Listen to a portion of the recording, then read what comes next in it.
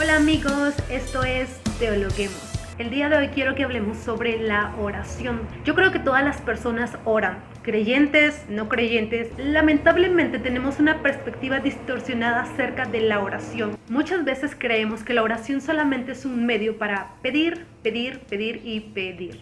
Muchas veces nos acercamos a Dios como el Aladino de la lámpara donde solamente frotamos y esperamos a que salga para que pueda cumplir todos nuestros deseos.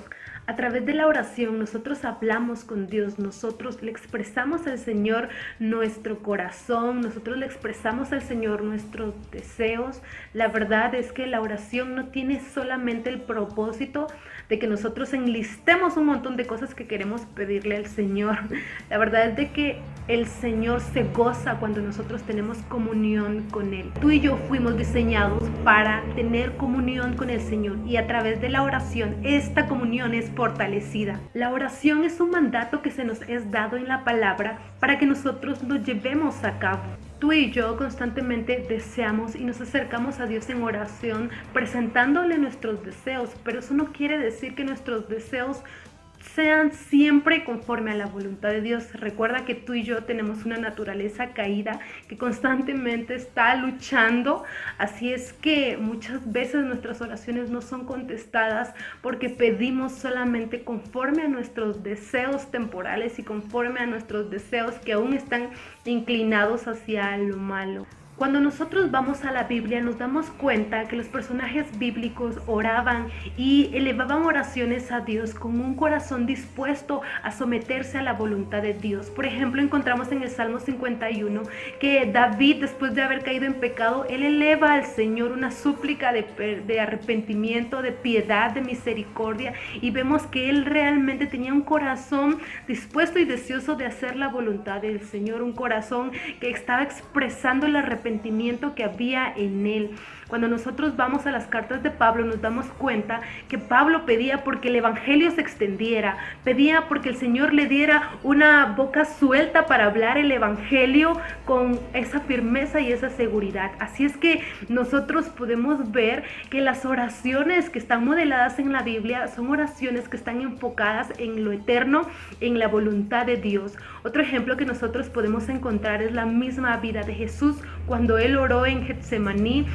Y realmente él estaba sufriendo por el padecimiento que iba a venir en la cruz. Nosotros podemos ver que él ora al Señor y le dice: Señor, que pase de mí esta copa, pero que no se haga mi voluntad, sino que se haga tu voluntad. Así es que Jesús nos muestra a nosotros que aunque él humanamente realmente tenía un deseo, él estaba dispuesto a someterse a la voluntad del Padre y voluntariamente él se sometió. Por eso nosotros vemos que en Hebreos 12 dice que por el gozo puesto delante de él sufrió la cruz. Así es que nosotros podemos ver que Dios desea que nosotros oremos, le expresemos nuestro deseo, pero que ante todo nosotros deseemos su voluntad por encima de nuestra propia voluntad. Y yo creo que esta es una parte muy difícil porque muchas veces nosotros nos aferramos a cosas que queremos, a cosas que creemos que necesitamos. Pero Dios nos muestra en su palabra que su voluntad es buena, es agradable, es perfecta en gran manera. Nos muestra que Él es sabio, nos muestra que Él conoce todo, que Él es eterno, que Él sabe lo que ya pasó, lo que está pasando y lo que ha de pasar. Así es que Él siempre nos va a dar lo mejor y lo mejor para nosotros es su voluntad. Y a través de la oración nosotros hallamos descanso y hallamos al mismo Señor, disfrutamos al Señor mismo a través de la oración. Así es que si tú quieres realmente orar conforme a la voluntad de Dios, yo te animo que tú ores la Biblia, que tú ores con la Biblia abierta. Cuando nosotros vamos a la palabra de Dios, nosotros nos alineamos a la voluntad de Dios. Cuando tú y yo oramos la palabra de Dios, nuestro corazón se da cuenta y conoce de cuál es la voluntad de Dios y desea esa voluntad.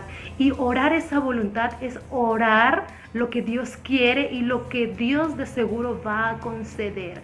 Así es que acerquémonos a Dios con un corazón dispuesto a recibir su voluntad. No está mal que tú ores y le pidas al Señor lo que hay en tu corazón.